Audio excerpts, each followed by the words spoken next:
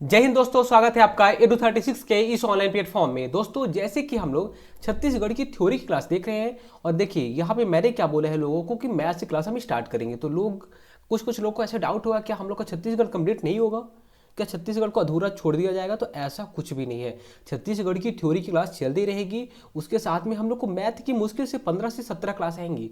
वो 15 से 17 क्लास में पूरा आपका मैथ्स कंप्लीट हो जाएगा और कोई भी आप एग्जाम ले दो, उस मैथ को करने के बाद अगर आपने सीरियस होकर सारी क्लासेस देख ली, उतनी क्लास करने के बाद आप कोई भी एग्जाम में चले जाना, जो जिसमें भी मैथ पूछता है आप फोड़ के आओगे। ठीक है, तो इतना चीज़ें मैं वहाँ पे करा दूंगा। लेकिन क्या छत्तीसगढ़ कंप्लीट होगा उसके बाद? तो नहीं, छत्तीसगढ़ के साथ साथ हम लोग मैथ को भी देखते रहेंगे, दोनों चीज़ें चलेंगी। इसके साथ एमसीक्यूज भी चलते रहेगा। अभी आप पढ़ लो, और मैं सच बता रहा हूँ, लोग अभी सीरियस नहीं है। अभी क्या लग रहा है, ठीक है अभी हमारे पास टाइम है, लेकिन जो ये टाइम है ना, वो टाइम आपको बाद में नहीं मिलेगा। इसका रीज़न ये है क्योंकि देखिए अभी आपके पास जो जो टाइम है, उस टाइम में आप कूल होके चीज़ों को समझ के आराम से पढ़ सकते हो। लेकिन जब आपके पास जब पेपर का टाइम आएगा, उस टाइम पे आपको बस केवल पेज पलटाना रहेगा, और आप पता है आपके दिमाग में आधी चीज़ घुसेगी और आधी बात घुसेगी भी नहीं। मैं सच बता रहा हूँ, और ऐसे ही होता है। फिर हम चीज़ क्या करते हैं पता है, हम इंपॉर्टेंट चीज़ पढ़ते हैं और कुछ चीज़ों को छोड़ते हैं। अब वही इंपॉर्टेंट चीज़ तो सब लोग पढ़ रहे हैं, तो आपका नंबर भी तो सबके बराबर आएगा। तो इसलिए जो अभी मेहनत करेगा वो ज़्यादा नंबर लाएगा लोगों से। ठीक है, बाकी आपकी मर्जी, क्या करना है आपको, एंजॉय करना है, बाद में पढ़ना है, क्या करना है वो आप जानिए। ठीक है, तो चलिए आज की क्लास की हम लोग शुरुआत करते हैं। छत्तीसगढ़ में वन। तो आज का टॉपिक है हमारा छत्तीसगढ़ में वन। छत्तीसगढ़ में वन। वन मतलब पेड़ पौधे। पेड़ पौधों से क्या क्या क्वेश्चन बनेंगे, वहीं से आपके एग्जाम में जो भी चीज़ बनने वाली है वो सारी चीज़ हम पढ़ने वाले हैं। क्या क्या क्वेश्चन बन सकते हैं बताइए। पहला क्वेश्चन ये बनेगा कि छत्तीसगढ़ के कुल कितने क्षेत्र में वन है, कितने प्रतिशत क्षेत्र में वन है, कौन कौन से वन पाए जाते हैं, कौन कौन सी योजनाएं चल रही हैं वनों को बचाने के लिए, कौन सा रैंक है हमारे छत्तीसगढ़ का वन क्षेत्र में। यही छोटे छोटे से क्वेश्चन बनते हैं, तो सारी चीज़ें हम पढ़ेंगे। पहले आप ये बताइए कि छत्तीसगढ़ का कुल क्षेत्रफल कितना वर्ग किलोमीटर है। याद है? याद नहीं है तो याद कर लीजिए कितना है। 1,35,192 वर्ग किलोमीटर में हमारा छत्तीसगढ़ फैला हुआ है। ठीक है, ये देखिए आपको छत्तीसगढ़ दिख रहा होगा। इसका जो क्षेत्रफल है यहाँ से यहाँ तक वो कितना है, 1,35,192 वर्ग किलोमीटर में हमारा छत्तीसगढ़ फैला हुआ है। अब इस 1,35,192 वर्ग किलोमीटर के 44% क्षेत्र में वन फैला हुआ है। कितने? 44.21% क्षेत्र में वन है। देखिए कोई मान लीजिए हमारा ये छत्तीसगढ़ हो गया, छत्तीसगढ़ हो गया। यहाँ पे वन है, यहाँ पे वन नहीं है, फिर उसके बाद यहाँ पे है, यहाँ पे वन नहीं है, ऐसे करके। तो जहाँ पे वन है इसका कुल कितना प्रतिशत क्षेत्र है, तो 44। छत्तीसगढ़ 100%, हमारा छत्तीसगढ़ हो गया 100% के 44% क्षेत्र में वन है। ठीक है, अब इसका बताइए, अगर आप 1,35,000 का 44% निकालोगे तो कुल कितना क्षेत्र आ जाएगा, तो 59,772 वर्ग किलोमीटर आएगा। कितना? 59,772 वर्ग किलोमीटर आएगा। देखिए कुल क्षेत्रफल ये 100% हमारे छत्तीसगढ़ का क्षेत्रफल है। इसके 44% क्षेत्र में वन है। 44% क्षेत्र अगर बोलोगे तो कितना आएगा, 59,772 वर्ग किलोमीटर में हमारे छत्तीसगढ़ में वन है। इतनी चीज़ें आपको याद रखनी है। ठीक है, अब आपसे क्वेश्चन क्या पूछ सकता है और कि छत्तीसगढ़ का हमारे वन क्षेत्र में हमारे छत्तीसगढ़ का कौन सा रैंक है, कौन सा रैंक है हमारे छत्तीसगढ़ का वन क्षेत्र में। तो देखिए सबसे ज़्यादा कहाँ पे वन है, आपको पता होना चाहिए। सबसे ज़्यादा हमारे पड़ोसी राज्य मध्य प्रदेश में है। मध्य प्रदेश में सबसे ज़्यादा वन क्षेत्र है। उसके बाद दूसरा है अरुणाचल प्रदेश में सबसे ज़्यादा वन है। फिर तीसरा है हमारे छत्तीसगढ़ का नंबर आता है। तो छत्तीसगढ़ का कौन सा रैंक है, थर्ड रैंक। याद रखना है, बहुत बार एग्जाम में क्वेश्चन बना है और आपके एग्जाम में बन सकता है क्वेश्चन कि छत्तीसगढ़ का वन क्षेत्र में कौन सा रैंक है, तो तीसरा रैंक है। छत्तीसगढ़ के कुल कितने क्षेत्र में वन है, 59,772 वर्ग किलोमीटर। ठीक है, अब जो पहला रैंक है, पहला रैंक आपको याद रखना है, पहला किसका है, मध्य प्रदेश का, दूसरा अरुणाचल प्रदेश का, तीसरा छत्तीसगढ़ का, चौथा उड़ीसा का। ठीक है, पहला एमपी रैंक याद रखना है। ठीक है, दूसरा अरुणाचल प्रदेश, तीसरा छत्तीसगढ़, चौथा उड़ीसा। इतनी चारों चीज़ों को आपको याद रखना है। ये किस बेस पे है, तो वन क्षेत्र के हिसाब से, जिसे हम बोलते हैं वनावरण, वनावरण एवं वनाच्छादन के हिसाब से, वनाच्छादन के हिसाब से हमारे छत्तीसगढ़ का रैंक है तीसरा। लेकिन अगर वन क्षेत्रफल के हिसाब से, अगर क्षेत्रफल के हिसाब से पूछेगा तो छत्तीसगढ़ का कौन सा रैंक है, तो छत्तीसगढ़ का चौथा रैंक हो जाता है, फोर्थ रैंक। क्षेत्रफल के हिसाब से छत्तीसगढ़ का चौथा रैंक हो जाता है। पहला किसका रैंक हो जाता है, तो पहला है मध्य प्रदेश का, उसके बाद दूसरा है महाराष्ट्र का, तीसरा है उड़ीसा का, और चौथा है छत्तीसगढ़ का। देखिए आप कैसे याद रखेंगे, वनावरण एवं वनाच्छादन के हिसाब से छत्तीसगढ़ का वन क्षेत्र में तीसरा रैंक है, ठीक है, तीसरा रैंक। लेकिन अगर पूछता है कि वन क्षेत्रफल के हिसाब से, तो वन क्षेत्रफल के हिसाब से छत्तीसगढ़ का चौथा रैंक है। अगर मैं इसका डेफिनेशन बताना चाहूँ आपको, देखिए होता क्या है कि सरकारें क्या करती हैं, मान लीजिए ये क्षेत्र हो गया, सरकारें बोलती कि ये वन क्षेत्र है, तो वहाँ पे पेड़ हो या ना हो उसको हम वन क्षेत्र मान लेते हैं, ठीक है। तो वन क्षेत्रफल का डेफिनेशन क्या हो जाता है, अगर सरकारें बोल दी कि यहाँ पे ये वाला जो वन क्षेत्र, ये वन क्षेत्रफल है, वन क्षेत्र है, तो इसको हम लोग मान लेते हैं, ठीक है, कि हाँ यहाँ पे वन क्षेत्र है, भले वहाँ पे पेड़ हो या ना हो। लेकिन जो ये वनावरण एवं वनाच्छादन होता है, ये क्या होता है, पहली चीज़ वन क्षेत्र वाला जो एरिया है उसको तो हम लोग मानेंगे ही मानेंगे, लेकिन इसमें हम लोग किसको और काउंट कर देते हैं, जहाँ जहाँ पे कुछ कुछ एरिया और है। जैसे कि देखिए सरकारें जो डिसाइड करती हैं वो पता है क्या डिसाइड करती हैं, जंगल वाले एरिया को, राष्ट्रीय उद्यान वाले एरिया को, ये वाले एरिया को डिसाइड करती हैं। लेकिन सिटी में जो वन है, कुछ कुछ वन है, उसको काउंट नहीं करते हैं। तो जो सिटी में वन है या फिर जहाँ पे कम कम वन पाए जाते हैं उनको भी हम लोग काउंट कर लेते हैं। जैसे मान लीजिए इसका अगर वनावरण एवं वनाच्छादन का मैं डेफिनेशन समझाना चाहूँ, आप पे काम का बिल्कुल भी नहीं है ये, लेकिन मैं आपको समझाना चाह रहा हूँ कि मान लीजिए ये 1 हेक्टेयर हो गया, कितना, 1 हेक्टेयर जमीन हो गई। इस 1 हेक्टेयर में अगर इस 1 हेक्टेयर के 10% भाग में अगर वन है तो हम लोग बोलेंगे कि हाँ ये वनावरण है। लेकिन सरकारें क्या बोलती हैं, अरे यार इसमें यहाँ पे तो वन ही नहीं है, तो उसको काउंट नहीं करती हैं, वन क्षेत्र में काउंट नहीं करती हैं, लेकिन वनावरण एवं वनाच्छादन में उसे काउंट कर लेती हैं। तो आपको ज़्यादा दिमाग नहीं लगाना है, दिमाग बस इतना ही लगाना है कि वन क्षेत्रफल के हिसाब से छत्तीसगढ़ का चौथा रैंक, और वन क्षेत्र के हिसाब से, वनावरण एवं वनाच्छादन के हिसाब से छत्तीसगढ़ का तीसरा रैंक। बस आप ज़्यादा दिमाग मत लगाना, बस इतना ही लगा लेना, ठीक है। अभी जो वन है, जो छत्तीसगढ़ के 59,772 वर्ग किलोमीटर में जो वन फैला हुआ है, इन्हें बांटा गया है। वनों को बांटा गया है, किस किस आधार पे बांटा गया है, पहले बात, पहला प्रजाति आधार पर। प्रजाति आधार क्या होता है कि जो वन है कौन से प्रजाति के हैं। अब आप सुने होंगे कि हाँ यार मैंने तो इंसान को सुना है, ये तो प्रजाति क्या पेड़ पौधों में भी होती है, तो उन्हें भी प्रजाति आधार पे बांटा गया है। सारी चीज़ें समझाऊंगा। प्रजाति के बाद जो दूसरी चीज़ है वो है प्रशासनिक आधार। अब प्रशासनिक आधार में कैसे, सरकार का नियंत्रण रहता है, प्रशासन का नियंत्रण रहता है। क्या नियंत्रण रहेगा कि आप, सरकार क्या करती है, शासन जो रहती है, शासन नियंत्रित कैसे करती है कि एक क्षेत्र रहेगा जहाँ पे वो बोला है कि यहाँ पे वन क्षेत्र है, यहाँ पे जंगल है। अगर मान लीजिए सरकार ना बोले तो क्या करोगे आप, सागौन में जाओगे जंगल में और सागौन की लकड़ी काटोगे, लड़की नहीं काटोगे, ठीक है, सागौन की लकड़ी को काटोगे और बेच दोगे। तो आप ऐसे कर सकते हो। तो सरकार नियंत्रण करती है कि आप जा तो सकते हो लेकिन लकड़ी काट नहीं सकते, ठीक है। आप जा तो सकते हो, अपनी गाय भैंस चरा सकते हो, लेकिन आप वहाँ पे क्या लकड़ियाँ नहीं काट सकते। तो वैसे सरकार क्या क्या चीज़ों पर नियंत्रण करती है उसे हम लोग बोलते हैं प्रशासनिक आधार पे। तीसरा है प्राकृतिक आधार। प्राकृतिक आधार, इससे कभी कभी क्वेश्चन बनता है, लेकिन इससे क्वेश्चन बहुत ज़्यादा चांस है कि नहीं बनेगा।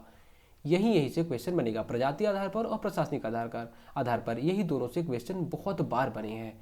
तो चलिए देखते हैं। पहले प्रजाति आधार। प्रजाति आधार पर छत्तीसगढ़ में जो वन है वो 3 भाग में डिवाइड किया गया है। छत्तीसगढ़ में जो वन है वो उन्हें 3 भाग में डिवाइड किया गया है। तो ये 3 भाग में जो बांटे गए हैं वन को, ये कौन कौन से भाग हैं। पहला जो भाग है वो है साल वन। साल वन हमारे छत्तीसगढ़ में बहुत ज़्यादा पाया जाता है, तो पहला भाग साल वन। दूसरा भाग सागौन वन। तीसरा भाग मिश्रित वन। 3 भाग में मुख्यतः बांटा गया है छत्तीसगढ़ में प्रजाति आधार पर वनों को। चौथा भाग भी है लेकिन ये कोई काम का नहीं है, अयोग्य है। चलिए अब यहाँ पे आपको मैं समझाता हूँ, आप यहाँ पे डाउट में आ गए हो, क्या क्या समझा रहे हो, प्रजाति आधार क्या होता है, क्या होता है मतलब। तो देखिए मान लीजिए हमारे छत्तीसगढ़ में 100% वन है, ठीक है, 100% जो भी वन है वो 100%, कोई भी चीज़ 100% होती है। 100 में आप देखोगे तो 40 वन, 40 जो प्रतिशत है वो साल वन है, ठीक है। मतलब हमारे छत्तीसगढ़ में जो भी वन पाए जाते हैं उनमें 40% वन तो साल के हैं, ठीक है। तो आप बोलोगे यहाँ पे 40% वन साल के हैं। सागौन के कितने परसेंट है, तो सागौन के 9% वन सागौन के हैं। जो भी छत्तीसगढ़ में वन पाए जाते हैं, अगर 100 वन है, 100 ठो पेड़ पौधे हैं, तो 9 पेड़ पौधे किसके हैं, सागौन वन के। चलिए मिश्रित वन के, तो मिश्रित वन के आपको याद रखना है 43% जो वन है। देखिए पॉइंट पॉइंट में है लेकिन आपको पॉइंट का याद रखने की जरूरत ही नहीं है क्योंकि आप कितने पॉइंट याद रखोगे, ठीक है। तो आप ऐसे ही बस याद रखिए, क्वेश्चन वहां से बन जाएगा। 43% मिश्रित वन। बाकी जो अयोग्य बचे हैं, अयोग्य कितने बचेंगे, 40 और 9 49 और 49 और कितना 43, कितना हो जाएगा 40 40 80 92 हो जाएगा, 9 3 12 है ना। 8% के आसपास जो बचेगा वो अयोग्य वन है। 7 से 8% के आसपास जो भी बचेगा वो अयोग्य वन है, हमारे काम के है नहीं। छोटे छोटे जो झाड़ी उड़ी उग जाते हैं उन्हें हम लोग अयोग्य वन ले लेते हैं, ठीक है। तो हमें प्रजाति आधार पर 3 वन, साल, मिश्रित और सागौन। अब यहाँ पे क्वेश्चन क्या क्या बन सकता है, साल वन कहाँ पे पाए जाते हैं, तो छत्तीसगढ़ में। मान लीजिए मैं यहाँ छत्तीसगढ़ का मैप बना देता हूँ, छत्तीसगढ़ का ये मैप हो गया। तो छत्तीसगढ़ के मैप में उत्तर क्षेत्र में जो भी है, उत्तर क्षेत्र और दक्षिण क्षेत्र में यहाँ पे साल वन बहुत ज़्यादा पाए जाते हैं। तो छत्तीसगढ़ के उत्तरी एवं दक्षिणी क्षेत्र पर साल वन। अब सागौन कहाँ पे पाए जाएंगे, तो छत्तीसगढ़ के ये वाला जो एरिया है, दक्षिण पश्चिम वाला एरिया, नारायणपुर, बीजापुर है ना, राजनांदगांव का या फिर कांकेर का, ये वाले एरिया में सागौन वन पाए जाएंगे। बाकी जो एरिया बचा है यहाँ पे मिश्रित वन पाए जाएंगे, ठीक है। फिर से एक बार समझाता हूँ, उत्तरी एवं दक्षिणी एरिया में साल वन, नारायणपुर, बीजापुर, कांकेर ये वाले एरिया में सागौन वन, और जो बीच वाला एरिया है यहाँ पे है मिश्रित वन, ये है साल वन, और ये है यहाँ पे सागौन वन। एक ऐसे आप इमेज बना लेना, फोटो बना लेना, जिससे आपको समझ में आ जाएगा सब कुछ, ठीक है। अब बताइए साल वन कितने प्रतिशत क्षेत्र में, 40% क्षेत्र में साल वन पाया जाएगा, 43% क्षेत्र में मिश्रित वन पाया जाएगा, 9% क्षेत्र में सागौन वन पाया जाएगा। बाकी अयोग्य को याद नहीं रखना है, यहाँ से क्वेश्चन बनेगा ही नहीं, ठीक है। साल वन बताया मैंने आपको, उत्तरी और दक्षिणी क्षेत्र में साल वन पाया जाता है। इसके अलावा और क्या क्या क्वेश्चन बनेगा, पहला तो क्वेश्चन यही बन गया कि ठीक है उत्तरी एवं दक्षिणी क्षेत्र पे सबसे ज़्यादा कहाँ पे पाया जाएगा, तो सबसे ज़्यादा बस्तर वाले क्षेत्र में। बस्तर को साल वनों का द्वीप कहा जाता है, बस्तर को साल वनों का द्वीप कहा जाता है, आपको याद रखना है, ठीक है। और जो सर्वाधिक या सर्वोच्च कोटि का जो साल वन है वो कहाँ पे पाए जाते हैं, जिसकी कोटि है ना, मतलब जो इसकी क्वालिटी बहुत अच्छी होती है, जिसकी क्वालिटी बहुत अच्छी होती है वो केशकाल घाटी में। केशकाल घाटी क्या है, बस्तर का प्रवेश द्वार। छत्तीसगढ़ के महानदी बेसिन और बस्तर का जो पठार है उसको डिवाइड कौन करता है, केशकाल घाटी। 12 मोड़ है केशकाल घाटी में, सारी चीजें याद आ रही हैं, याद करना है ऐसे ही। क्या क्या, देखिए बस्तर को साल वनों का द्वीप कहा जाता है, यहाँ पे बहुत ज्यादा साल वन पाए जाते हैं, साल द्वीप कहा जाता है किसको, बस्तर को। केशकाल घाटी में सर्वोच्च किस्म की या सर्वोच्च कोटि की साल वन पाए जाते हैं, और जो साल वन है ये छत्तीसगढ़ का राजकीय वृक्ष भी है, ठीक है। तो हमारा राजकीय वृक्ष साल वन है। इतनी चीजें आपको साल वन के बारे में याद रखनी है। मिश्रित वन, इसमें सब कुछ आ जाता है, आम, नीम, महुआ, सारी चीजें मिश्रित वन में आ जाती है, ठीक है। देखिए ऐसे मिश्रित वन हमारे मान लीजिए रायपुर हो गया, महासमुंद हो गया, दुर्ग हो गया, ये वाले एरिया में आप देखोगे बहुत कम कम जगह पे पेड़ पौधे हैं, लेकिन है ये मिश्रित वन में आ जाएंगे। अब सागौन वन 9% क्षेत्र में, कौन कौन से, नारायणपुर, बीजापुर, कांकेर ये वाले क्षेत्र में सागौन वन। सागौन वन से क्या क्वेश्चन बन सकता है कि जो सागौन वन है, सबसे अच्छी कोटि के सागौन वन कहाँ पे पाए जाते हैं, वो भी आपको याद होना चाहिए, नारायणपुर। कहाँ पे? नारायणपुर। नारायणपुर के खुरसेल घाटी, मैंने पहले ही बता चुका है आपको इस चीज़ के बारे में। एक खुरसेल घाटी है, वहाँ पे सर्वोच्च किस्म के सागौन, मतलब उनकी क्वालिटी बहुत अच्छी रहती है। नारायणपुर में अगर खुरसेल घाटी जाओगे आप, तो जो वहाँ के सागौन वन है, उनकी जो क्वालिटी है वो बहुत अच्छी रहती है। देखिए यहाँ पे आप देख सकते हो सागौन वन कैसे रहते हैं, मिश्रित वन कैसे होते हैं, और साल वन कैसे होते हैं। ऐसा समझ में, इतनी चीज़ें आप याद रखिएगा। फिर से एक बार बता देता हूँ, प्रजाति आधार पर 3 भागों में डिवाइड किया गया है, साल, मिश्रित और सागौन। 40% क्षेत्र में साल वन, सबसे बस्तर को साल वनों का द्वीप कहा जाता है, और सबसे अच्छी किस्म के साल वन केशकाल घाटी, कोंडागांव में पाए जाते हैं। फिर मिश्रित वन छत्तीसगढ़ के मध्य भाग में पाए जाते हैं 43% क्षेत्र में। सागौन वन 9% क्षेत्र में पाए जाते हैं। नारायणपुर की खुरसेल घाटी में सर्वोच्च किस्म के, जिनकी क्वालिटी बहुत अच्छी होती है, वो पाए जाते हैं। ऐसा समझ में। चलिए अब दूसरा देखते हैं, प्रशासनिक आधार पर। प्रशासनिक आधार पर, और यहां से तो क्वेश्चन इतनी बार पूछा गया है, मैं क्या ही बताऊं आपको, इतनी बार पूछा गया है, बता दूं? चलिए, बहुत बार पूछा गया है, याद रखिएगा। प्रशासनिक आधार पर 3 टाइप में डिवाइड किया गया है। कितने भाग में? 3 भाग में डिवाइड किया गया है। पहला है आरक्षित वन, आरक्षित वन। दूसरा है संरक्षित वन, और तीसरा है अवर्गीकृत वन। अवर्गीकृत वन। छत्तीसगढ़ के जो भी 100% क्षेत्र है, 100% जो वन है, उनमें आप देखोगे 100% जो वन है, उनमें 43% वनों को 43% वनों को आरक्षित रखा गया है। आरक्षित का पहले मैं मतलब समझाता हूँ। जहाँ पे आप जा तो सकते हैं, क्या? जहाँ पे आप जा तो सकते हैं, लेकिन यहाँ के पेड़ पौधों को कट नहीं कर सकते, काट नहीं सकते। यहाँ पे आप पशु को चरा नहीं सकते, ठीक है।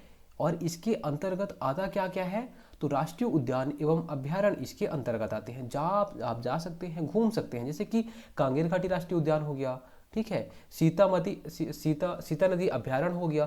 तो यहाँ पे आप जा सकते हो, घूम सकते हो, लेकिन पेड़ों को काट नहीं सकते, तो ये आरक्षित वन में आ जाएंगे। संरक्षित वन में क्या आएगा, आप जाओ अपनी भैंसिया को चराओ, ठीक है, भैंस चराओ। हो सकता है आप जलाऊ लकड़ी काट सकते हो, जलाऊ लकड़ी ला सकते हो, लेकिन आप पेड़ को काट नहीं सकते, ठीक है। वहाँ भी आप क्या करोगे, जैसे देखिए सूखी लकड़ी है, पेड़ पौधे हैं, तो वहाँ से आप इकट्ठा कर सकते हो, बाकी आप काट नहीं सकते, अपने गाय भैंस को चरा सकते हो। दूसरी चीज़ हो गई। तीसरी अवर्गीकृत वन, ये कहाँ पे आती है, जो सिटी वाले क्षेत्र हैं। सिटी वाले क्षेत्र, मान लीजिए आपका यहाँ पे खेत है, खेत के अगल बगल में पेड़ रहते हैं, कहीं पे बाउंड्री है, मतलब मान लीजिए कोई ग्राउंड हो गया, ग्राउंड के अगल बगल आप देखोगे तो वहाँ पे वन हो जाते हैं। कोई मतलब जहाँ भी शिक्षण संस्था है, स्कूल हो गई, कॉलेज हो गई, वहाँ पे पेड़ पौधे पाए जाते हैं, तो ये अवर्गीकृत वन में आ जाते हैं। आया समझ में। तो आरक्षित वन 43% क्षेत्र में, संरक्षित वन 40% क्षेत्र में, और अवर्गीकृत वन 16% क्षेत्र में। कितने? 16% क्षेत्र में। अगर मैं इसको और बताऊं तो 43.13% क्षेत्र में आरक्षित वन, संरक्षित वन 40 कुछ पॉइंट में है संरक्षित वन, और 16.65% क्षेत्र में अवर्गीकृत। तो आप उतना ज़्यादा दिमाग लगाना ही नहीं, आपको 43% याद रखना है, 40% याद रखना है, और 16% याद रखना है, बस। चलिए, आरक्षित वन में एक बार फिर समझा देता हूं आपको। यहाँ पे क्या है, मानवीय हस्तक्षेप बिल्कुल भी यहाँ पे स्वीकार नहीं की जाएगी, मतलब यहाँ पे आप हस्तक्षेप नहीं कर सकते, ठीक है। इसके अंतर्गत क्या क्या आता है, तो इसके अंतर्गत राष्ट्रीय उद्यान एवं अभ्यारण्य आते हैं। जो भी अभ्यारण्य अगली क्लास में हम लोग देखने वाले हैं, जो भी राष्ट्रीय उद्यान है एवं अभ्यारण्य के बारे में, तो राष्ट्रीय उद्यान एवं अभ्यारण्य आरक्षित वन के अंतर्गत आएंगे। अब ये जो 43% है, अगर मैं इसको वर्ग किलोमीटर में कन्वर्ट करूँ, ये भी आपसे क्वेश्चन पूछ सकता है, तो कितने वर्ग किलोमीटर, तो 25,782 वर्ग किलोमीटर। आप क्या याद रखेंगे, केवल 25,000 याद रखिए, बस। 25,000 वर्ग किलोमीटर में वन क्षेत्र है किसका, आरक्षित वन का, 25,000 वर्ग किलोमीटर।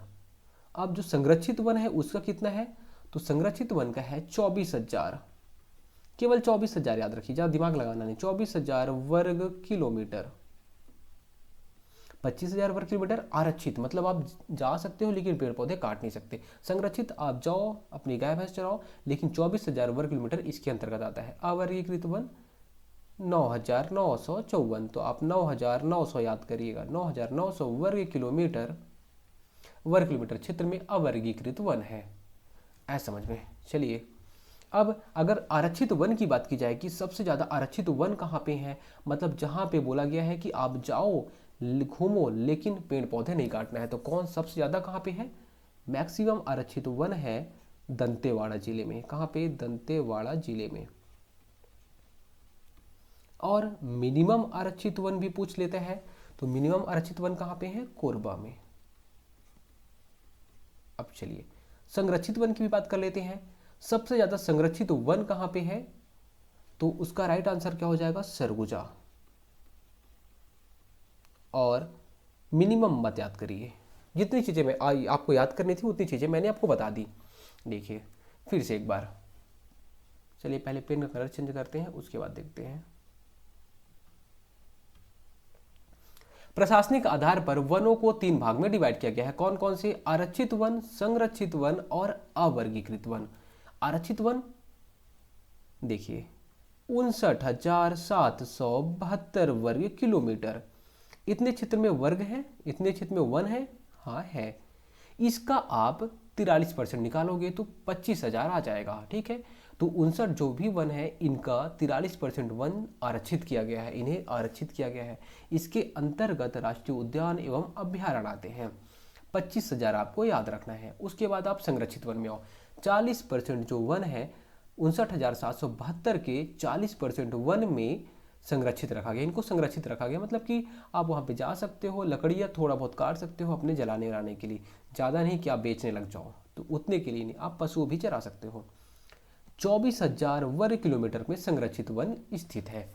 सबसे ज़्यादा संरक्षित वन सरगुजा में है, सबसे ज़्यादा आरक्षित वन दंतेवाड़ा में है, सबसे कम आरक्षित वन कोरबा में है।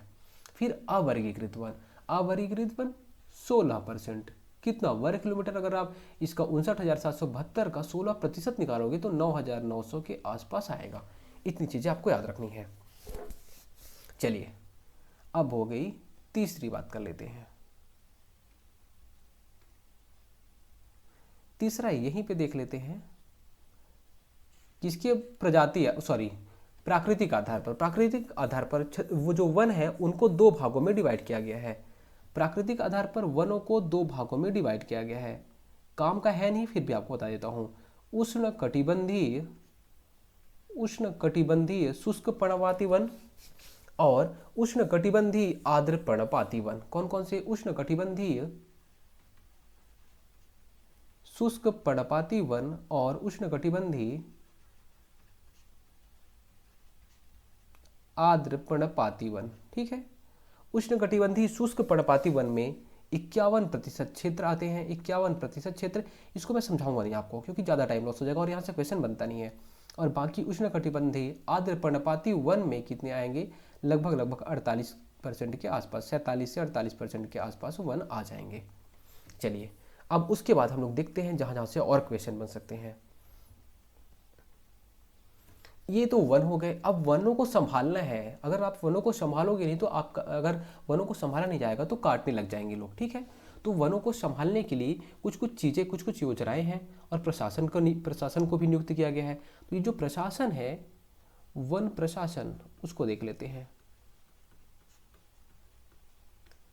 हमारा छत्तीसगढ़ एक है, छत्तीसगढ़ में एक है, तो छत्तीसगढ़ में जो वनों को डिवाइड किया गया है, वन क्षेत्र को डिवाइड किया गया है, तो सबसे जो बड़ा वन क्षेत्र है अगर बोला जाए तो राज्य वन विकास निगम, राज्य वन विकास निगम ये हमारे छत्तीसगढ़ में पूरी तरीके प्रशासन को कंट्रोल करते हैं। छत्तीसगढ़ राज्य वन विकास निगम, ये एक हो गया।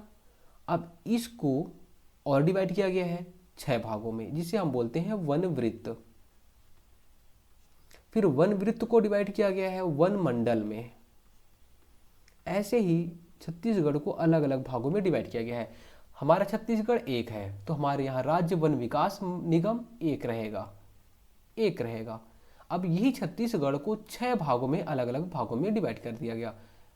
बिलासपुर, सरगुजा वन वृत्त, बस्तर या फिर जगदलपुर वन वृत्त, रायपुर वन वृत्त, दुर्ग वन वृत्त, ऐसे इन्हें 6 भागों में डिवाइड किया गया, 6 वन वृत्त में इसे डिवाइड किया गया। तो कितने वन वृत्त में छत्तीसगढ़ को डिवाइड किया गया है? तो 6 वन वृत्त में डिवाइड किया गया है, ये क्वेश्चन बन सकता है। कितने वन मंडल में? तो यही 6 वन वृत्त को 34 वन मंडल में डिवाइड कर दिया गया है। कितने? 34 वन मंडल में डिवाइड कर दिया गया है। राज्य वन विकास निगम जो कि पूरे छत्तीसगढ़ में कंट्रोल करता है, एक रहेगा। फिर उसे वन वृत्त में डिवाइड किया गया जो कि 6 है।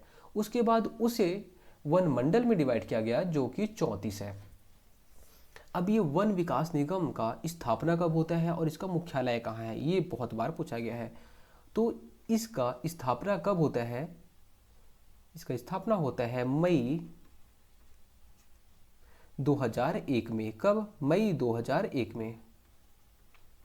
ये पीएससी में एक बार क्वेश्चन पूछा गया था, छत्तीसगढ़ राज्य वन विकास निगम का स्थापना कब हुआ था? तो मई 2001 में। स्थापना कब हुआ था? मई 2001 में। इसका मुख्यालय कहाँ पे है? मुख्यालय कहाँ पे कहाँ पे रहेगा? जहाँ पे इसकी राजधानी रहेगी, रायपुर में। छोटे छोटे से क्वेश्चन, यही छोटे छोटे से क्वेश्चन आपके एग्जाम में बनेंगे। कोई भारी भरकम या बड़ा क्वेश्चन कहीं बाहर से दूसरे ग्रह से लाएंगे नहीं, छोटे से क्वेश्चन लाएंगे। राज्य वन विकास निगम एक ही रहेगा, उसे वन वृत्त में डिवाइड किए 6 भाग में। यही वन वृत्त को जो 6 है, इनको अलग अलग वन मंडल में डिवाइड किया गया।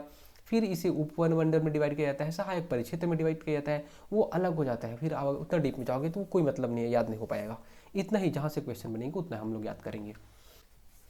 उसके बाद क्या क्वेश्चन बनेगा? जो ये वन वृत्त हैं जो 6 ठो, उसमें सबसे बड़ा वन वृत्त कौन सा है, सबसे छोटा वन वृत्त कौन सा है? तो सबसे बड़ा वन वृत्त बिलासपुर वन वृत्त, बिगेस्ट वन वृत्त है ना। बड़ा, सबसे बड़ा वन वृत्त कौन सा है? बिलासपुर वन वृत्त। सबसे छोटा स्मॉलेस्ट, स्मॉलेस्ट वन वृत्त कौन सा रहेगा? दुर्ग वन वृत्त। दुर्ग वन वृत्त स्मॉलेस्ट वन वृत्त हो जाएगा। चलिए, इतनी चीजें आपसे एग्जाम में क्वेश्चन बन सकता है। वन विकास निगम, उसे वन वृत्त में डिवाइड किया गया है, मतलब हमारे छत्तीसगढ़ में जो वन विकास निगम है उसे वन वृत्त में डिवाइड किया गया है।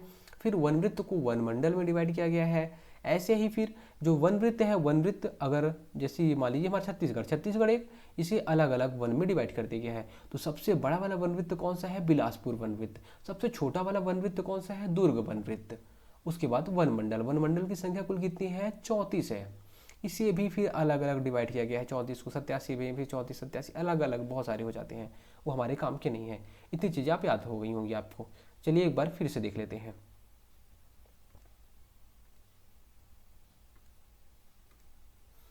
छत्तीसगढ़ राज्य वन विकास निगम, इसका मुख्यालय कहाँ पे है? रायपुर में। इसकी स्थापना कब होती है? मई 2001 में इसकी स्थापना होती है।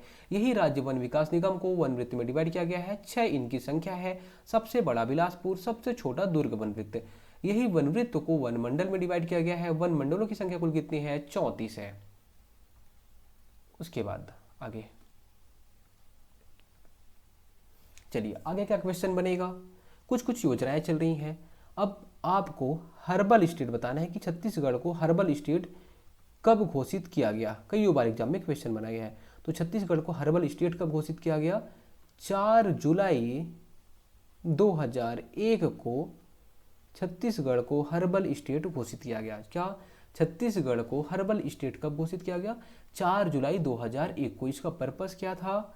जो राज्य की जैविक विविधता है और जो औषधि वाले पौधे हैं उनका संरक्षण करना है। राज्य की जो जैव विविधता है, जैव विविधता और औषधि वाले पेड़ पौधों का संरक्षण, इन्हें बचाना है हमें। इसके लिए हर्बल स्टेट घोषित किया गया। कब घोषित किया गया? तो 4 जुलाई 2001 को। अब आप याद कैसे करेंगे? देखिए, हर्बल, बल जल, ठीक है, बल जल। मैं आपको प्रतीक चिन्ह के बारे में बताया था क्या? 4 सितंबर 2001 को, यही है ना डेट? चलिए एक बार देख लीजिएगा, ठीक है। 4 सितंबर 2001 प्रतीक, ठीक है।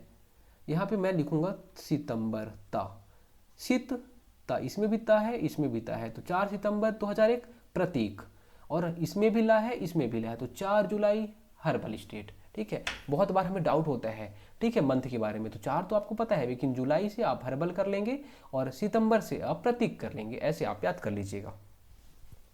उसके अलावा यहाँ पे कैंपा योजना चालू की। क्या? छत्तीसगढ़ राज्य कैंपा। कैंपा का मतलब होता है जो बिगड़े हुए वन है। मान लीजिए ऐसा हुआ कि कुछ क्षेत्रों के जो वन है उन्हें कट गए हैं या फिर बहुत ज़्यादा कटाई हो गई उनकी, तो उन्हें फिर से पुनर्जीवित करना है, फिर से वहाँ पे हमें अपने जैव विविधता को वापस लाना है। तो जो बिगड़े हुए वन हैं, जहाँ पे हो सकता है कि किसी रीजन से पेड़ पौधे सूख गए हैं, तो उन्हें फिर से पुनर्जीवन करना है, उसके लिए कैंपा योजना लाई गई। तो काहे के लिए लाई गई? तो बिगड़े वन को सुधार करने के लिए, बिगड़े वनों में सुधार के लिए, सुधार करने के लिए कैंपा योजना लाई गई। ठीक है, बस आप इतना ही याद रखिए। कैंपा योजना क्यों लाई गई? तो बिगड़े हुए वनों को, या फिर जो खराब हो गए हैं वन, या फिर जिससे कटाई हो चुकी है, या फिर जो पेड़ पौधे सूख रहे हैं, उन्हें फिर से पुनर्जीवित करना है, उसके लिए लाया गया कैंपा योजना। देखिए, जैसे कि हमारे यहाँ वन इतने सारे पाए गए हैं, ठीक है, हमने देखा 59,772 वर्ग किलोमीटर में वन पाए गए। अब इतने सारे वन पाएंगे तो क्या हम वन का यूज करेंगे? वन का यूज करेंगे, पेड़ पौधों का यूज करेंगे, या ऐसे ही रहने देंगे? तो सीधी सी बात है, आपको पता होगा कि ये वन हमारे बहुत काम के आते हैं। इन्हें हम बोलते हैं वनोपज। वनोपज क्या काम के आते हैं? आप बोलोगे यार ये तो पहली बात तो हमको सांस देते हैं, हमें ऑक्सीजन देते हैं, ठीक है, कार्बन डाइऑक्साइड को ले लेते हैं हमारे द्वारा जो छोड़ी जाती है, और ये ऑक्सीजन को छोड़ते हैं। ठीक है, वो ऑक्सीजन हमेशा हम सांस के द्वारा लेते हैं, तो हमें ऑक्सीजन देता है। क्या ये ऑक्सीजन बस देता है? अरे भाई, पहले के टाइम में लकड़ी बस रहती थी, तभी से हम खाना बनाते थे। अभी तो ठीक है, आपको गैस मिल रही है, ठीक है, लेकिन उस टाइम पे क्या मिलती थी? लकड़ी रहती थी। तो लकड़ियाँ, पहली बात आपको ऑक्सीजन गैस मिली, उसके बाद लकड़ी मिल गई, फिर फल फूल मिल गए खाने पीने के लिए, उसके बाद तेंदुपत्ता बीड़ी पीने के लिए। नहीं, तेंदुपत्ता से बीड़ी बनती है लेकिन बीड़ी पीना नहीं है। आपको बहुत अच्छा नागरिक बनना है। पुलिस वाला बनना इजी है, मैं आपको बार बार बोलता हूँ, पुलिस वाला बनना इजी है, लेकिन एक अच्छा नागरिक बनना बहुत मुश्किल है। आप अच्छे नागरिक बनो, आप अच्छे नागरिक के साथ में एक पुलिस वाला बनो, जिससे लोग आइडल मानेंगे आपको, आपको बोलेंगे मुझे वैसे ही पुलिस वाला बनना है जैसे वो है। ठीक है, तो पुलिस वाला बनना इजी है, लेकिन एक अच्छा नागरिक बनना जिसे आपको देख के लोग मोटिवेट हो, हाँ मुझे वैसे बनना है, वो चीज़ें बहुत ज़्यादा ज़रूरी होती हैं। कोई भी पद बड़ा नहीं होता है, लेकिन अगर आपकी जो काबिलियत है उसके साथ में उसको मैच करेगी, वो चीज़ें ज़्यादा बड़ी होती हैं। ठीक है, अब वनोपज के बारे में बात कर लेते हैं। चलिए, वनोपज दो टाइप के, एक होता है मुख्य, एक होता है गौड़। मुख्य मतलब मेन वनोपज, एक होता है गौड़ मतलब ऐसी छोटी मोटी वनोपज, है ना। मुख्य वनोपज में क्या गया है? देखिए, पहली बात, जो स्टेट गवर्नमेंट होती है और सेंट्रल गवर्नमेंट, ये क्या बोलती है? देखिए, क्या बोलती है कि बहुत इंपॉर्टेंट ये वन है, ये वन है, ये वनोपज है, बहुत इंपॉर्टेंट है, इसलिए मैं क्या करूँगा, इन्हें खरीदूंगा। सरकार खुद ही खरीदती है इन चीज़ों को। ठीक है, मान लीजिए सागौन की लकड़ी हो गई, सरकार खुद ही चाहती है हाँ कि हाँ मुझे मिल जाए लकड़ी, है ना, तो सरकार चाहती है, तो कुछ कुछ चीज़ों को वो वनोपज को वो मुख्य वनोपज में डाल देती है, और कुछ को गौड़ वनोपज में। गौड़ वनोपज को भी सरकार कुछ कुछ चीज़ों को खरीदती है। ठीक है, तो मुख्य और गौड़, यहाँ से क्वेश्चन बनते हैं। हमारी जो सेंट्रल गवर्नमेंट है, केंद्र सरकार है, वो केंद्र सरकार ने 13 राष्ट्रीयकृत वनोपज घोषित किया है। 13 वनोपजों को राष्ट्रीयकृत वनोपज घोषित किया है। इतने 13 वनोपज को, लेकिन हमारे छत्तीसगढ़ में वो जो 13 वनोपज है, उनमें से केवल 6 वनोपज हमारे छत्तीसगढ़ में पाए जाते हैं। कौन कौन से पाए जाते हैं? यहाँ से क्वेश्चन बहुत बार बना है। कौन कौन से? साल पाया जाता है पहला, दूसरा है सागौन, तीसरा है खैर, चौथा है साजा, पांचवा है बीजा, और छठवा है शीशम। ठीक है, ये 6 वनोपज, वो जो 13 वनोपज जो सेंट्रल गवर्नमेंट ने घोषित किया है, वो 13 वनोपजों में छत्तीसगढ़ में 6 वनोपज हमारे छत्तीसगढ़ में पाए जाते हैं। बाकी जो 7 वनोपज बचते हैं वो हमारे छत्तीसगढ़ में पाए ही नहीं जाते। तो इनकी खरीदारी कौन करेगा? इनकी खरीदारी केंद्र सरकार कर लेती है। अब गौड़ वनोपज में बहुत सारे पाए जाते हैं, जैसे कि बांस हो गया, तेंदुपत्ता हो गया, तेंदुपत्ता भी खरीदती है सरकार, है ना। इमली हो गई, फिर आंवला, आंवला यहाँ पे आंवला ऐसे होगा, हर्रा, बहेड़ा, बहुत सारे वनोपज हैं। बहेड़ा, बहेरा नहीं, बहेड़ा, ठीक है, बहेड़ा, ये बहुत सारे वनोपज हैं, लेकिन ये इंपॉर्टेंट है, ठीक है, आप याद रख लीजिएगा। मुख्य वनोपज आपको याद रखना है, गौड़ नहीं याद करेंगे तो भी चलेगा। मुख्य वनोपज में साल, सागौन, खैर, बीजा, साजा, शीशम। फिर से याद रखिए, साल, सागौन, खैर, साजा, बीजा, शीशम। फिर से आंख बंद करिए, साल, सागौन, फिर खैर, उसके बाद देखिए साल, सागौन, खैर एक साथ कर लीजिए, उसके बाद साजा, बीजा, इसके उसको एक साथ कर लीजिए, और शीशम को याद कर लीजिए। बस 6 आपको याद हो गए होंगे। चलिए अब आगे देखिए, ये जो गौड़ वनोपज है, चलिए मैंने आपको बोला कि अभी इनकी खरीदारी भी कोई ना कोई करता है। तो इनकी खरीदारी कौन करेगा? तो वो राज्य सरकार करती है। राज्य सरकार बोलती है, जैसे कि अभी आपने जब लास्ट टाइम भूपेश बघेल की सरकार थी, उस टाइम इन्होंने बोला था कि मैं इतने 19 वनोपज को और शामिल कर रहा हूँ और इनको भी मैं खरीदूंगा, लघु वनोपज को खरीदूंगा। आप इकट्ठा करिए, आंवला इकट्ठा करिए, महुआ इकट्ठा करिए, इसको इकट्ठा बस करिए, मैं खरीदने आ रहा हूँ, ठीक है। तो ये जो गौड़ वनोपज है इसको खरीदते हैं, सरकार डिसाइड करती है। लेकिन यहाँ पे जो ये इसको खरीदा जाता है, सरकार योजना बना लेती है, बोलेगी ठीक है मैं खरीदूंगा, लेकिन इस सारी चीज़ों को निर्धारण कौन करता है, इसके क्रय मूल्य का निर्धारण कौन करता है? तो अपेक्स समिति द्वारा, अपेक्स समिति का गठन किया जाता है। एक कलेक्टर रहेगा, देखिए कलेक्टर रहेगा, कलेक्टर अपेक्स समिति का गठन करेगा, अपेक्स समिति का गठन करेगा, और ये अपेक्स समिति जो है वो क्रय मूल्य का निर्धारण करेगी कि कितने क्रय मूल्य में इसे, कितने रुपए में हम इसे खरीदें। क्या क्रय मूल्य का निर्धारण करेगी कौन? अपेक्स समिति। मान लीजिए आंवला आपने बेचा, क्या आंवले को आप 100 रुपये किलो में दे दोगे, 200 रुपये किलो में दे दोगे? तो सारी चीज़ें कौन डिसाइड करेगा? सरकार बोलेगी ठीक है मैं आंवला खरीदूंगा तुमसे, लेकिन क्या कैसे? कलेक्टर को बोलेगा। कलेक्टर फिर क्या करेगा? अपेक्ष समिति को गठन करेगा। फिर वो जो गठन हो जाएगा अपेक्ष समिति का, वो बोलेगा ठीक है मैं इतने रुपए किलो में खरीदूंगा। चलिए, और इसका संग्रहण भी पूछ लेते हैं। इसका संग्रहण कौन करेगा? मतलब ये आंवले का संग्रहण, हर्रा बहेड़ा, ये इमली, ये सब का संग्रहण कौन करता है? तो लघु वनोपज संघ, जो लघु वनोपज संघ होता है वो इसका संग्रहण करता है। संग्रहण कौन करेगा? इकट्ठा कौन करेगा? तो लघु वनोपज संघ। ये आपके एग्जाम में बनेगा नहीं, बस आप याद कर सकते हैं इसको। लघु वनोपज संघ इसको इकट्ठा कर, देखिए एग्जामिनर के दिमाग में क्या चल रहा है मैं कुछ नहीं बोल सकता। वो जो इजी जी क्वेश्चन है यहाँ से इजी क्वेश्चन उठा देगा और दे देगा, लेकिन अगर उसका दिमाग खराब है ना तो वो टफ क्वेश्चन भी दे देगा। और ये सारी चीज़ें कोई पढ़ता नहीं है ना, तो कोई पढ़ाता है आपको, ठीक है। लेकिन आप छोटी छोटी चीज़ों से गुजरते जाइए, क्या पता कि क्या पूछ ले वहाँ पे। सब चीज़ों के लिए आप तैयार रहिएगा। चलिए लास्ट स्लाइड है ये। लास्ट स्लाइड में हम लोग वही जो हम लोग यहाँ पे क्या देखेंगे, गौड़ वनोपज।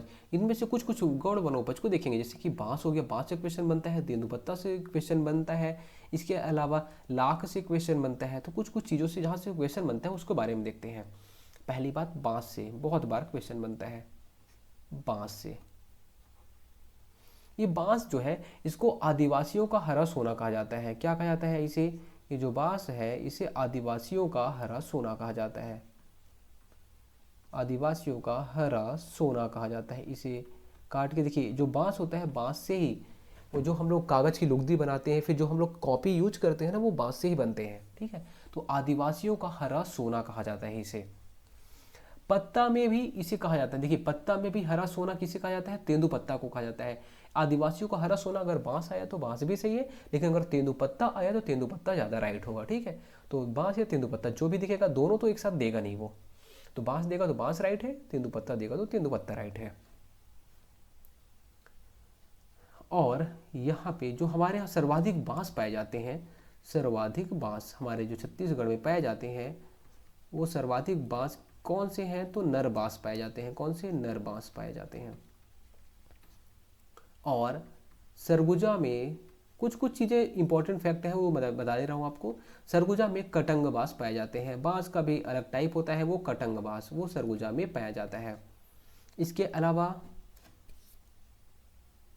इतनी चीज़ें बस आप याद रखिए, इससे ज़्यादा आप मत याद रखिए, ठीक है। बाकी बहुत सारी चीज़ें बताने के लिए हैं, लेकिन आप इतनी ही चीज़ें याद रखिए। बांस में आदिवासियों को हरा सोना कहा जाता है। सर्वाधिक बांस नर बांस है, और सरगुजा में जो बांस पाए जाते हैं वो कटंग बांस ज़्यादा पाए जाते हैं सरगुजा में। उसके बाद चलिए मैं आपको बता देता हूँ, दूसरा है तेंदुपत्ता। तेंदुपत्ता, पत्ता में हरा सोना, किसे? तेंदुपत्ता को कहा जाता है। किसे? तेंदुपत्ता को कहा जाता है पत्तियों का हरा सोना। देश का 17%, देश का 17% जो तेंदुपत्ता है वो हमारे छत्तीसगढ़ से होता है। क्या? देश का 17% जो तेंदुपत्ता होता है वो हमारे छत्तीसगढ़ से होता है। सबसे ज़्यादा कहाँ से होता है? तो बस्तर और सरगुजा से। बस्तर और सरगुजा से सबसे ज़्यादा तेंदुपत्ता तोड़ा जाता है। तेंदुपत्ता को तोड़ेंगे और इसी से फिर लास्ट में बीड़ी बनाया जाता है। देखिए, जो तेंदुपत्ता का यहाँ कई बार एग्जाम में क्वेश्चन ये बन जाता है कि एक तेंदुपत्ता के बोरे में कुल कितने तेंदुपत्ता आते हैं। देखिए, जो तेंदुपत्ता का गट्ठर होता है ना, वो जो गट्ठर होता है वो 50 पत्तों का एक गट्ठर होता है, ठीक है। 50 पत्तों का एक गट्ठर होगा, और वैसे ही 1000 बंडल रहते हैं। कितने? 1000 बंडल रहते हैं। तो एक बोरे में कुल कितने आ जाएंगे? तो आपको पता होगा, 50 गुणी जब 1000 करोगे तो 50,000, 50,000 पत्ते आते हैं एक बोरे में, ठीक है। तो एक मानक बोरे में कुल कितने पत्ते आते हैं तेंदुपत्ता के? तो 50,000 पत्ते आते हैं। पहले क्या था? पहले 40 पत्तों का एक बंडल होता था, लेकिन अब 50 पत्तों का एक बंडल हो गया, ठीक है। 50 पत्तों का एक बंडल, और वैसे ही 1000 बंडल बनते हैं, तब जाके एक बोरा बनता है। चलिए, क्या क्या? बस्तर सरगुजा में सबसे ज़्यादा, और देश का 17% तेंदुपत्ता हमारे छत्तीसगढ़ से होता है, और 50,000 पत्ते एक मानक बोरे में होते हैं। एक बोरे में, एक बोरा में 50,000 पत्ता होता है। उसके बाद लास्ट है लाख। लाख से भी क्वेश्चन बन जाता है कभी कभी। लाख ये उत्पादित कहाँ से होती है?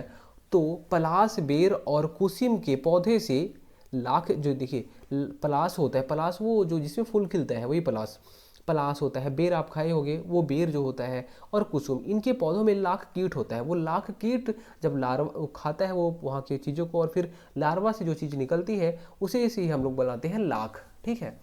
तो पलास, बेर और कुसुम, पलास, बेर और कुसुम, इनके पौधों से इनमें क्या पाया जाएगा? तो इनमें पाया जाएगा लाख कीट। लाख कीट के लार्वा से लाख बनता है, ठीक है।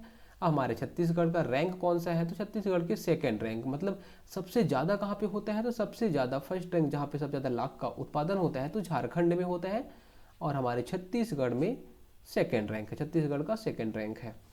चलिए, थोड़ा सा और रिवीजन कर लेते हैं जो चीज़ें अभी हम लोगों ने पढ़ी है लास्ट की, उसके बाद फिर इसे खत्म करेंगे।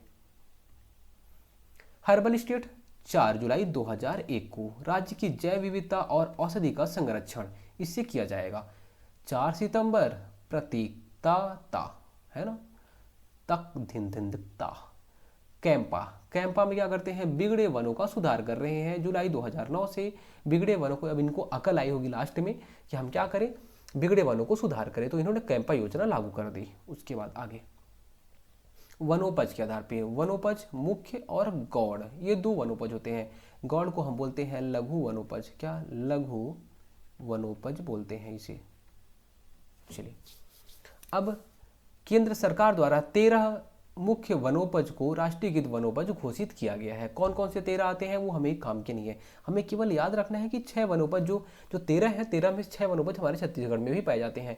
अब इनके नाम आपको रटे होने चाहिए: साल, सागौन, खैर, साजा, बीजा और शीशम।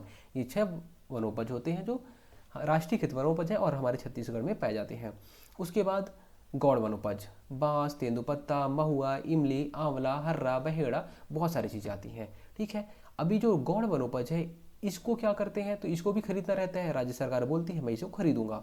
ठीक है। तो राज्य सरकार खरीदेगी तो कैसे, कलेक्टर को बोलेंगे ठीक है तुम लोग डिसाइड करो क्या क्या करना है। तो कलेक्टर बोलेगा ठीक है मैं अपेक्ष समिति का गठन कर देता हूँ। ये अपेक्ष समिति जो रहेगी क्रय मूल्य का निर्धारण करेगी कितने रुपए में खरीदा जाए, उसके बाद इसको हम लोग खरीद लेंगे। ठीक है। और इसका जो संग्रहण करने का काम होता है, मतलब इकट्ठा करने का काम होता है कि आंवला इकट्ठा कर लो, हर्रा बहेड़ा, तो संग्रहण करने का काम लघु वनोपज संघ कर लेता है। उसके बाद लास्ट बांस। बांस को आदिवासियों का हरा सोना कहा जाता है। सर्वाधिक बांस तो जो होते हैं वो नर बांस पाए जाते हैं हमारे छत्तीसगढ़ में, और सरगुजा में कटंग बांस पाए जाते हैं। फिर तेंदुपत्ता। तेंदुपत्ता देश का 17% तेंदुपत्ता हमारे छत्तीसगढ़ का देश का 17% जो तेंदुपत्ता है वो हमारे छत्तीसगढ़ में होता है। बस्तर और सरगुजा में सबसे ज़्यादा तेंदुपत्ता होता है। और एक तेंदुपत्ता की बोरे में कितने 50,000 पत्ते होते हैं। 50 पत्तों का एक बंडल बनता है और 1000 बंडल होते हैं। ठीक है, 1000 बंडल होते हैं, 50 पत्तों का एक बंडल, 50,000 पत्ते। फिर लाख। पलाश, बेर, कुसुम के पौधों में लाख कीट होता है। लाख कीट से लाख उत्पादित किया जाता है। छत्तीसगढ़ का 2nd रैंक है और झारखंड का 1st रैंक है। दोस्तों उम्मीद करता हूँ चीज़ें आपको समझ में आई होंगी। अगर चीज़ें समझ में आई होंगी तो आप एक बार फिर से इसको याद कर लेंगे। देखिए कुछ कुछ फैक्चुअल चीज़ें थी, इसमें समझाने के लिए कुछ ज़्यादा था नहीं। ठीक है, कौन सी योजना कब लाई गई, क्या क्या चीज़ें हुई हैं, इसको आपको समझाने के लिए तो चीज़ें ज़्यादा थी नहीं। लेकिन जो भी चीज़ें बताई गई हैं यहाँ से क्वेश्चन बनेगा, तो आप सब चीज़ों को बार बार रट्टा मार लीजिए। ठीक है, बार बार पढ़ लीजिए, अपने आप से रट जाएंगी। चलिए मिलते हैं अगली क्लास में। धन्यवाद।